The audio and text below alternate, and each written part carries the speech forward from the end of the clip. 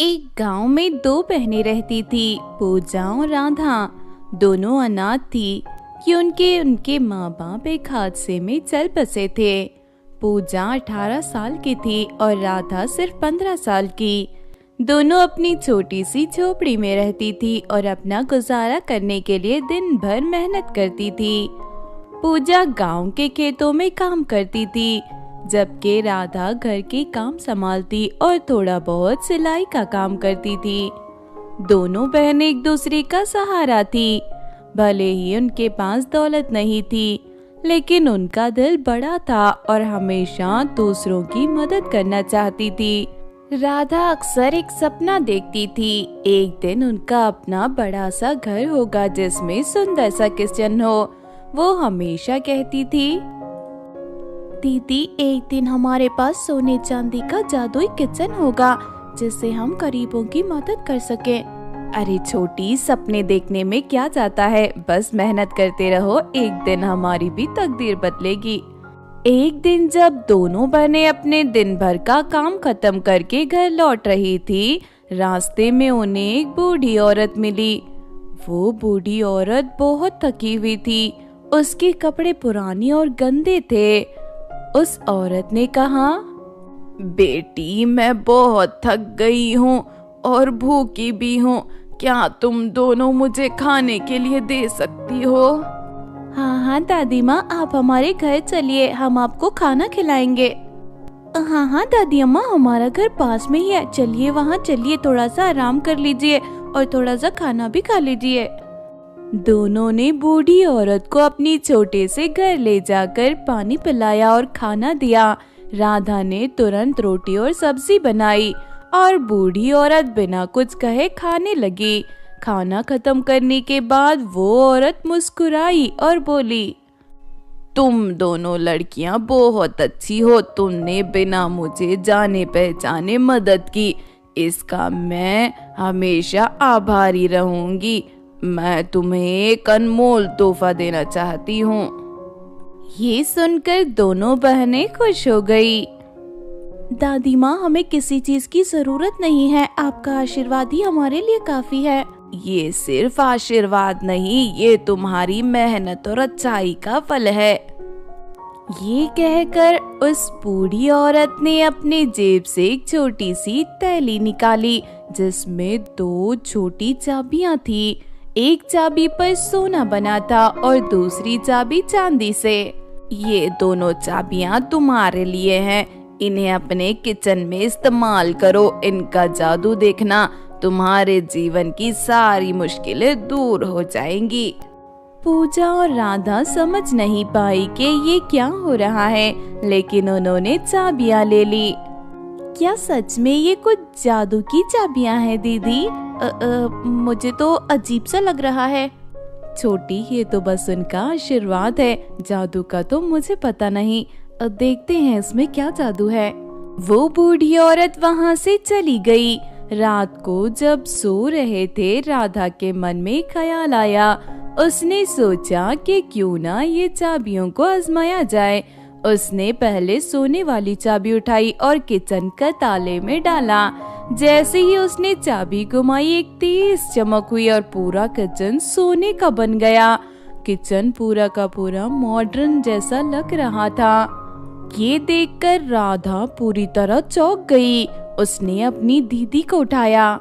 दीदी दीदी जल्दी उठो, दीदी देखो दीदी, ये क्या हो गया, उठो दीदी जल्दी उठो।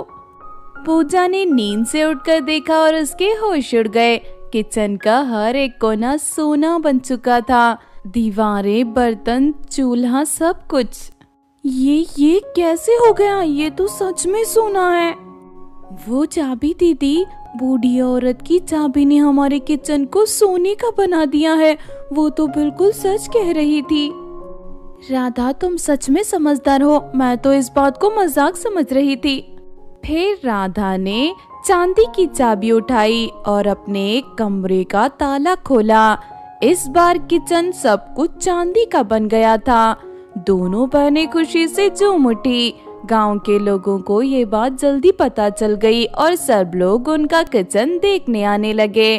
जब गांव के लोगों को पता चला कि पूजा और राधा के पास सोने और चांदी का किचन है, तो कुछ लोग उसने बधाई देने लगे, तो कुछ लोगों के मन में जलन पैदा होने लगी। कमला नाम की औरत जो पहले उन दोनों की मदद करती थी, अब उन दोनों से जलने लगी थी। सोने और चांदी के किचन में जो भी खाना बनाते वो सारा खाना सोने का बन जाता था, जिसे बेचकर दोनों बहनें बहुत ही ज्यादा अमीर हो गई।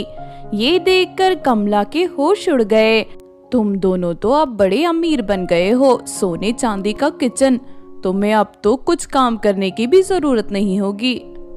नहीं कमला दीदी, हम अब भी वैसे ही हैं, ये तो बस एक तोहफा है, हम अपनी मेहनत करते रहेंगे। लेकिन कमला के मन में एक कीड़ा घुस गया था। उसने सोचा कि क्यों ना इस चाबी को चुरा लिया जाए। अगर मैं इनकी चाबियां चुरा लूं तो मैं अपना घर भी सोने और चांदी का बना लूंगी। कमला ने अपने मन में एक चाल चलनी शुरू की। एक रात जब सब लोग सो रहे थे, कमला चुपके से पूजा और राधा के घर गई। उसने सोचा कि दोनों बहनें सो रही होंगी और इसीलिए उनसे किचन में तलाशी लेनी शुरू की। कुछ देर बाद उसे वो चाबियां मिल गई। अब मैं अपना किचन भी सोने का बनाऊंगी, देखती हूँ कैसे मेरी तकदीर चमकती है। कमला तुरंत वहाँ से भाग गई और अपने घर जाकर चाबियों का इस्तेमाल करना शुरू किया। जैसे ही उसने सोने की चाबी अपने किचन के ताले में डाली, किचन तो सोने का बन गया, लेकिन अचानक किचन में आग लग गई। ये क्या हो रहा है? यहाँ आग कैसे लग गई? रमेश, कमला का पति, भी घबरा गया। उसने जल्दी पानी डालने की कोशिश की, लेकिन आग बुझ नहीं रही थी। धीरे धीरे पूरा किचन जलकर राख हो गया। दोनों का घर भी जल गया। उन्हें कुछ समझ नहीं आया कि गलती कहाँ हो गई। जब कमला और रमेश अपने घर की आग बुझाने में लगे थे, तभी वही बूढ़ी औरत उनके पास आई। उसने उनकी हालत देखी और कहा, तुमने अपने लालच में आकर गलत काम किया। ये चाबियां सिर्फ उन लोगों के लिए थी जो अपनी दौलत का सही उपयोग करते हैं। तुमने इन्हें गलत तरीके से चुराया, इसीलिए ये तुम्हारे काम की नहीं। कमला और रमेश दोनों शर्मिंदा होकर माफी मांगने लगे। कमला ने रोते हुए कहा, दादी अम्मा, हमें माफ कर दीजिए, हमसे गलती हो गई। हम अपने लालच में आकर अंधे हो गए थे। लालच इंसान को बर्बाद कर देता है। तुमने इस दौलत का गलत इस्तेमाल किया, इसीलिए तुम्हें ये सजा मिली है। लेकिन अगर तुम अपनी गलती सुधार कर अपना जीवन विनम्रता से जीना सीखो तो तुम्हें फिर से सब कुछ मिल जाएगा। कमला ने अपनी गलती मान ली और बूढ़ी औरत से माफी मांगी। उसने वादा किया कि वो कभी फिर से लालच नहीं करेगी और दूसरों की मदद करने के लिए अपना जीवन जिएगी। पूजा और राधा अपनी जिंदगी में खुश थी। उन्होंने अपने नए किचन का घमंड नहीं किया, बल्कि अपनी दौलत का उपयोग गरीबों की मदद करने में किया। गांव के लोग उन्हें इज्जत देने लगे और उनकी अच्छाई की चर्चा दूर दूर तक फैल गई। कमला और रमेश ने अपनी गलती से सीख ली और अपनी पुरानी आदतों को छोड़ दिया। अब वो दूसरों की मदद करने लगे, गांव के लोगों के साथ प्यार और सम्मान से जीने लगे। धीरे धीरे उनका घर, उनकी दौलत सारी वापस आ गई। फिर वो खुशी से रहने लगे। इस कहानी से हमें ये सीख मिलती है कि लालच इंसान को हमेशा बर्बाद करता है। दौलत का सही उपयोग जरूरी है, लेकिन कभी कभी अपनी इंसानियत और दयालु स्वभाव को नहीं खोना चाहिए। एक छोटा सा गांव था जहां दो बहनें रहती थी, मीरा और रानी। उनका रंग बहुत ही ज्यादा काला था। दोनों के माँ बाप काफी साल पहले गुजर गए थे। अब वो अपनी चाची के साथ रहती थी। चाची का नाम लीला था और वो एक घमंडी और लालची औरत थी। लीला की एक बेटी थी, श्वेता, जो अपनी माँ की तरह ही अपने आप को सबसे अच्छी समझती थी। श्वेता और लीला दोनों हमेशा मीरा और रानी के साथ बुरा बर्ताव करती थी। लीला उन दोनों को सिर्फ घर के काम करने के लिए रखती। दोनों बहनें दिन भर घर का सारा काम करती, कपड़े धोती, झाड़ू लगाती और रात को सिर्फ जो बच जाता वही खाने को मिलता था। कभी कभी तो उन्हें बचा हुआ खाना भी नहीं मिलता। उनका बस एक ही सपना था, किसी तरह अपनी चाची के घर से निकलकर खुशी से अपना जीवन जिए। एक दिन जब दोनों बहनें बहुत थक गई थी और चाची और श्वेता के बचे हुए खाने पर गुजारा कर रही थी, तब मीरा ने रानी से कहा, पता नहीं दीदी, लेकिन हम जो भी करें चाची हमेशा हमारे सपने को तोड़ देती है। हमें स्कूल भी नहीं जाने देती। पता नहीं हमारा आगे क्या होगा। जब वो दोनों एक जंगल के पास बैठकर बातें कर रही थी, तभी गांव की एक बुढ़िया ने उन्हें पुरानी कहानी सुनाई। उसने कहा कि गांव के पास एक जंगल है जहाँ एक जादुई हेल शू का घर और एक जादुई हेल शू का पेड़ है। वो दोनों पेड़ दो परियां चलाती हैं। जो भी वहां जाता है अपना दुख दर्द बयां करता है, उनकी मदद वही परियां करती हैं, लेकिन सिर्फ वो लोग जो सच में ईमानदार होते हैं। मीरा ने ये कहानी सुनकर कहा, चलो ना रानी, हमें वहां जाना चाहिए, शायद वहां से हमें कोई मदद मिल सके। लेकिन दीदी, अगर वो कहानी झूठी हुई तो क्या पता वहां कोई चुड़ैल हो जो हमें खा जाए। नहीं नहीं बेटा, वहाँ कोई चुड़ैल नहीं है। तुम मेरी बातों पर यकीन करो। मुझे तुम दोनों बहुत ईमानदार और सच्ची लगती हो। वहाँ की परियां तुम्हारी मदद जरूर करेंगी। तुम दोनों वहाँ जाकर उनसे मदद मांगो, जरूर तुम्हारी जिंदगी बदल जाएगी। हमें कोशिश करनी चाहिए रानी, हमारे पास अब कोई और रास्ता नहीं है। ठीक है दादी अम्मा, हम अभी वहाँ जाते हैं। अगले दिन दोनों बहनें अपनी चाची के घर से निकलकर उस जंगल की तरफ चल पड़ी। काफी देर चलने के बाद एक वो बड़े से पेड़ के नीचे पहुंची, जिसे देखकर लगता था कि वो एक अलग ही दुनिया का हिस्सा हो। उस पेड़ के ऊपर बहुत सारे हील्स के शू लगे हुए थे और नीचे एक छोटा सा सुंदर घर था, जादुई हील से बना हुआ घर। अरे वाह रानी, ये तो बहुत ही सुंदर नजारा है। देखो हील शू का घर कितना प्यारा लग रहा है। ये वही जगह है, चलो उसके सामने जाते हैं, देखते हैं क्या होता है। जब दोनों बहनें घर के पास पहुंची तो दरवाजा अपने आप खुल गया। अंदर एक छोटी सी परी बैठी थी, जिसे देखकर दोनों बहनें हैरान हो गई। तुम कौन हो और तुम यहाँ क्या करने आई हो? हमारा नाम मीरा और रानी है। हम अपनी चाची के घर पर रहती हैं, लेकिन वो हमेशा हमारे साथ बुरा बर्ताव करती है। हम बस ये चाहती हैं कि हम अपनी जिंदगी खुद जी सकें। क्या आप हमारी मदद कर सकती हैं? परी ने दोनों बहनों को सर से पैर तक देखा और अपना मुंह बनाते हुए कहा, तुम दोनों तो काले पत्थर जैसी लग रही हो। मैं कैसे तुम्हारी मदद कर सकती हूँ? तुम जाओ यहाँ से। मैं सिर्फ उन लोगों की मदद करती हूँ जो सुंदर और अमीर होते हैं। लेकिन हमने क्या गलत किया है? हम भी तो इंसान हैं, हमें भी तो भगवान ने बनाया है। अगर हमारा रंग काला है तो इसमें हमारी क्या गलती? अगर भगवान ने हमें गरीब बनाया तो हमारी क्या गलती? अगर आप सिर्फ अमीर लोगों की मदद करती हैं तो आपका यहाँ होने का क्या फायदा परी? मैंने सुना है रानी परी ने आपको यहाँ पर भेजा है ताकि गरीब लोगों की मदद कर सके। तुम दोनों कुछ ज्यादा ही बोल रही हो। तुम्हारा रंग को देखकर मुझे अजीब सा लग रहा है। चलो निकलो यहाँ से, मैं कोई मदद नहीं करने वाली। तुम्हें सपने देखने का कोई हक नहीं है। दोनों बहनें रोने लगी और वापस मुड़ने लगी। तभी पेड़ के ऊपर से एक तेज आवाज आई, रुक जाओ तुम दोनों, रुको, तुम दोनों कहीं नहीं जाओगी। मीरा और रानी ने ऊपर देखा।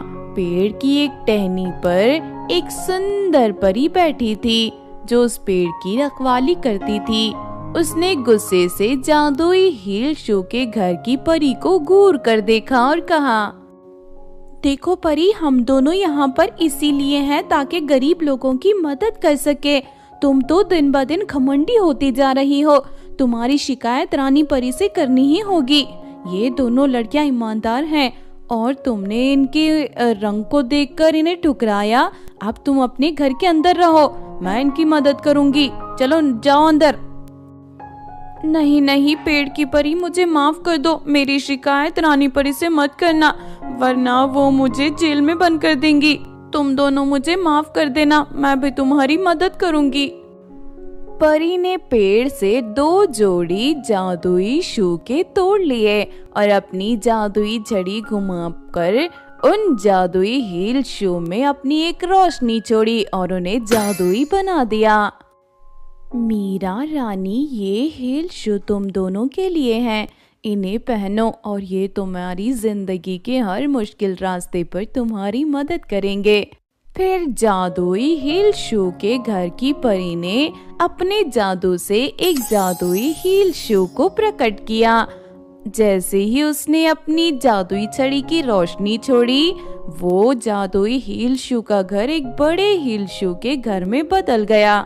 ये एक जादुई हील शू का घर है, इसमें तुम दोनों आराम से रह सकती हो। ये तुम्हें हर मुसीबत से बचाएगा। मीरा और रानी ने शू पहने और जैसे ही उन्होंने वो हील शू पहने, उनके दिल में एक नई उम्मीद जागी।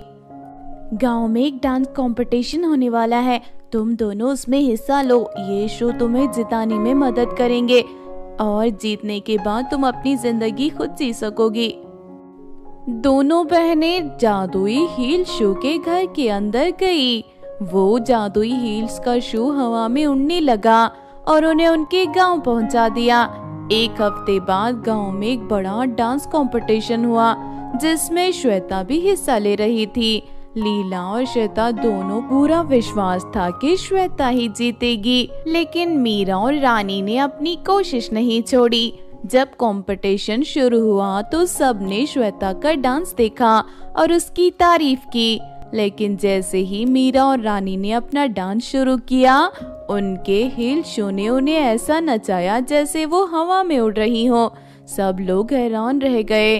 कंपटीशन के अंत में जज ने मीरा और रानी को विजेता घोषित कर दिया। जीतने वाली लड़कियां हैं रानी और मीरा। इन्होंने न सिर्फ अपना टैलेंट दिखाया, बल्कि अपने हौसले से सब कुछ जीत लिया है। दोनों बहनें जीतकर बहुत खुश हुई। उन्हें इनाम के रूप में बहुत सारे पैसे मिले। उस दिन उन्होंने अपनी चाची का घर छोड़ दिया और जादुई हील शू के घर में रहने लगी। अब हमें किसी के आगे झुकने की जरूरत नहीं है। अब हम अपनी जिंदगी खुद जी सकती हैं। हाँ दीदी, अब हम जिंदगी अपने सपनों के हिसाब से जिएंगी। हम स्कूल जाएंगी। दोनों बहनों ने अपना नया घर बसाया और खुशी से जीने लगी और उनके हील शू हमेशा उनके साथ रहे। दोनों ने अपना एडमिशन एक बड़े अच्छे स्कूल में करवा लिया। साथ ही दोनों ने एक डांस क्लास भी खोली और जादुई हील शू की मदद से दोनों बहनें गरीब और लाचार लोगों को बहुत अच्छा डांस करना सिखाती थी। उस दिन के बाद से दोनों बहनें हमेशा के लिए खुशी से रहने लगी। एक गांव की छोटी सी गली में एक माँ और उसकी बेटी रहती थी, जिनके सपने बड़े थे, लेकिन जिंदगी के हालात बहुत ही कठिन चल रहे थे। उनका घर एक पुरानी गली के कोने में था और वो दोनों अपना जीवन गुजारते थे अपने हाथों से सिलाई करके। पर ये सिलाई आम कपड़ों की नहीं थी, बल्कि वो गाउन्स बनाती थी, जो दिखने में ऐसे लगते थे जैसे सिर्फ परियां पहनती होंगी। शाम का वक्त था। माँ अपनी पुरानी सिलाई मशीन के पास बैठी थी और बेटी छोटी लाल और नीली कढ़ाइयों में रंग भर रही थी। छोटी, ये वाला गोन आज ही खत्म करना है, कल सुबह मैडम आएंगी इसे लेने। माँ, कब तक हम ऐसे दूसरों के गाउन सिलते रहेंगे? तुमने तो हमेशा कहा था कि एक दिन हम अपना दुकान खोलेंगे, अपने डिजाइन्स बनाएंगे। माँ ने थोड़ी थकावट भरी सांस ली और अपनी बेटी की आंखों में देखा। उसमें उम्मीद थी, लेकिन माँ जानती थी कि जिंदगी की हकीकत उम्मीदों से कई ज्यादा कठिन होती है। सपने तो सब देखते हैं बेटी, लेकिन कभी कभी जिंदगी हमेशा हमें वो नहीं देती जो हम चाहते हैं। गाउन सिलना ही हमारी नसीब है। लेकिन माँ, तुम इतना अच्छा काम करती हो, सब लोग तारीफ करते हैं तुम्हारी सिलाई और कढ़ाई बुनाई की, और क्यों ना हम दुकान खोल लें। माँ ने अपनी बेटी के बालों में हाथ फेरा और हल्का सा मुस्कुराई और कहा, जीवन का काम सिर्फ अपना देखना नहीं होता बेटी, कभी कभी सपनों से ज्यादा जरूरी होता है अपनी जिम्मेदारी निभाना। तुम्हारे पिताजी के जाने के बाद मैंने तुम्हें पालने का फर्ज उठाया है, और ये सिलाई, ये तुम्हारा और मेरा जरिया है जिंदगी जीने का। लेकिन माँ, हम कब तक सिर्फ गुजारा करते रहेंगे? तुम हमेशा से कहती थी कि हम अपना काम करेंगे, अपनी दुकान खोलेंगे और अपनी दुनिया बनाएंगे। क्या अब ये सिर्फ एक सपना ही है? माँ का दिल अपनी बेटी की बात सुनकर भारी हो गया। उसने कई बार ये सपना देखा था कि एक दिन उसकी बेटी को उस दुनिया का हिस्सा बनाएगी जो उसने खुद कभी नहीं जी। लेकिन जिंदगी के बोझ से उसके कंधों को इतना झुका दिया था कि सपने अब दूर लगने लगे थे। बेटी, सपने देखना गलत नहीं है, लेकिन कभी कभी हमें वक्त का इंतजार करना पड़ता है। एक दिन आएगा जब ये गाउन्स जो हम दूसरों के लिए सिलते हैं, हम अपने लिए भी सिलेंगे और इससे पैसे भी कमाएंगे। माँ, मैं तुम्हारे लिए वो दिन लाना चाहती हूँ। तुम्हारी सिलाई मशीन की आवाज कभी नहीं बंद होनी चाहिए, लेकिन वो आवाज सिर्फ दूसरों के सपने पूरे करने के लिए नहीं, बल्कि हमारे अपने सपने पूरे करने के लिए हो। माँ ने अपनी बेटी को गले लगाया। उसकी आंखों में आंसू थे, लेकिन ये आंसू दर्द के नहीं बल्कि नए सपने के थे। फिर अगली सुबह मैडम गाउन लेने आई। अरे वाह, ऐसा लग रहा है जैसे ये गाउन स्वर्ग से आए हों। तुम्हारी माँ का काम हमेशा कमाल का होता है। मैडम, क्या आप हमेशा ऐसे ही दूसरों की कारीगरी के गाउन सिलने के लिए यहाँ लेकर आएंगी? कभी हमें भी एक मौका दीजिए, हम अपना काम दिखाएंगे आपको। छोटी की ये बातें सुनकर मैडम हैरत में पड़ गई और छोटी की बातें गौर से सुनी। तुम कहना क्या चाहती हो बेटी? हम बस ये नहीं चाहती कि हम दूसरों के सपने सिलते रहें, हम अपने भी सपने दिखाना चाहती हैं। माँ को कभी ये मौका नहीं मिला, लेकिन मैं चाहती हूँ कि अब हमें ये मौका मिले। माँ गाउन सिलने के साथ कढ़ाई बुनाई सब करती है। मैडम ने एक पल के लिए सोचा और फिर मुस्कुराई और कहा, ये तो मुझे बिल्कुल पता नहीं था कि तुम्हारी माँ कढ़ाई भी करती है। तुम्हारी माँ का काम सच में लाजवाब है, और अगर तुम अपने डिजाइन्स दिखाना चाहती हो तो क्यों नहीं, मैं तुम्हें एक छोटा सा ऑर्डर देती हूँ। देखते हैं तुम दोनों क्या कर सकती हो। छोटी की आंखों में चमक आ गई। उसने मैडम का शुक्रिया अदा किया और घर के अंदर भाग गई। माँ को ये खुशखबरी सुनाई। माँ देखो, मैडम ने हमें एक नया डिजाइन बनाने का ऑर्डर दिया है। अब हम सिर्फ दूसरों के लिए नहीं, अपने लिए भी सिलेंगे। माँ के चेहरे पर एक पल के लिए खुशी और चिंता दोनों दिखाई दी। उसने सोचा, क्या हम सच में इस लायक हैं? लेकिन बेटी की खुशी देखकर उसने अपनी सारी चिंता भुला दी। अगले दिन माँ और बेटी दिन रात काम करने लगे। घर में सिर्फ सिलाई मशीन की आवाज सुनाई देती थी और माँ के हाथों में जादू चल रहा था। हर सिलाई, हर कढ़ाई, हर टाका एक नई उम्मीद बुनता जा रहा था। छोटी, ये डिजाइन कुछ अलग है, पता नहीं लोगों को पसंद आएगा या नहीं। माँ, तुमने हमेशा सबका दिल जीता है, तुम्हारी सिलाई में कोई कमी नहीं, लोग हमारे काम को पसंद करेंगे। एक हफ्ते के बाद गाउन तैयार हो गए। वो सिर्फ एक कपड़ा नहीं था, बल्कि माँ बेटी के सपनों का अंजाम था। गाउन के बॉर्डर पर मोतियों की सुंदर कढ़ाई थी और रेशम के धागों से ऐसी डिजाइन बनी थी जो देखते ही लोगों का दिल जीत ले। मैडम दोबारा आई। गाउन देखकर उसकी आंखें खुली की खुली रह गई। अरे वाह, ये तो सच में कमाल का है। तुम दोनों ने अपना जादू दिखाया है। मैं ये गाउन अपने एक स्पेशल क्लाइंट के लिए ले जा रही हूँ। अगर उन्हें पसंद आया तो तुम्हारी जिंदगी बदल जाएगी। मैडम, हम तो बस अपना काम करते हैं, सपने तो देखते हैं, लेकिन जिंदगी का फैसला तो वक्त करता है। मैडम मुस्कुराई और गाउन लेकर वहाँ से चल पड़ी। माँ और छोटी ने एक दूसरे को देखा। दिल में थोड़ी चिंता और थोड़ी उम्मीद थी। 2 दिन बाद एक गाड़ी उनके घर के बाहर रुकी। मैडम खुद उसमें से उतरकर घर के अंदर आई। उसके साथ एक औरत थी जो किसी रानी से कम नहीं लग रही थी। मीरा, ये मेरी क्लाइंट है। ये जो गाउन मैंने बेचा था, इन्हीं को बेचा था। ये तुमसे कुछ कहना चाहती हैं। वो औरत आगे बढ़ी और मीरा की तरफ देखकर कहा, आपका काम देखकर मुझे ऐसा लगा जैसे मैं किसी परी का गाउन पहने जा रही हूँ। आपने इस गाउन को इतनी खूबसूरती से बनाया कि मैं चाहती हूँ आप मेरी बुटीक के लिए गाउन्स बनाएं। मेरी बुटीक में सिर्फ परियां गाउन्स खरीदने आती हैं। उस औरत की बातें सुनकर मीरा की आंखों में आंसू आ गए। हम आपके लिए गाउन्स बनाएंगे। क्या मेरे गाउन्स परियां पहनेगी? हाँ, क्यों नहीं, आपका काम किसी से कम नहीं है। मैं चाहती हूँ कि दुनिया भी आपका काम देखे और पूरा परी देश भी। छोटी की खुशी का ठिकाना नहीं था। उसने अपनी माँ को देखा और कहा, माँ, देखा, मैंने कहा था ना, तुम्हारा काम कभी जमीन पर नहीं रहेगा। तुम्हारी सिलाई परी का गाउन है और अब सबको पता चलेगा कि तुम कितना अच्छा गाउन सिलती हो। तुम्हारे गाउन्स तो पूरे परी देश में पहने जाएंगे। माँ की आंखों से आंसू बहने लगे, लेकिन ये आंसू खुशी के थे। उसने अपनी बेटी को गले लगाया और सोचा, आज मेरी बेटी ने वो कर दिखाया है जो मैं कभी नहीं कर पाई। छोटी, आज तुमने साबित कर दिया कि सपने देखना गलत नहीं होता। सपने देखने की हिम्मत करनी चाहिए और उन्हें पूरा करने का हौसला।